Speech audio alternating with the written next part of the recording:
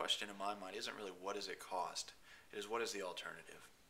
And there is a whole range of difficulties. We know that these problems are extremely expensive. One diabetic foot ulcer, just for the cost of the care, costs about $5,000 to take care of.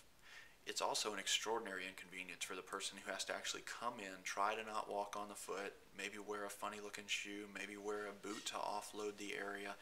The person that has to put up with that treatment, it's a remarkable inconvenience aside from the enormous expense.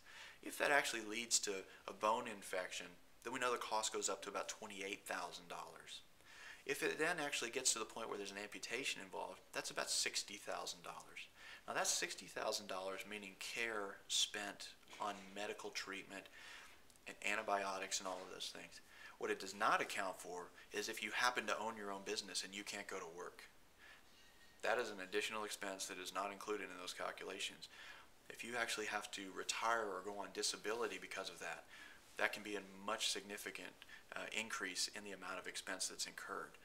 So in the worst case scenario, if this actually leads to a severe infection with multiple surgeries and prolonged hospitalizations, one of the patients that I actually saw, it was 153 days in the hospital. The care that was performed included 7 surgeries, very expensive antibiotics that are given by IV that require a nurse, prolonged hospitalization. He ended up losing his house because of the expenses. The total expense of that kind of care was over $400,000. And in most cities, that's what it would cost for that kind of care. 7 surgeries, 53 days in the hospital.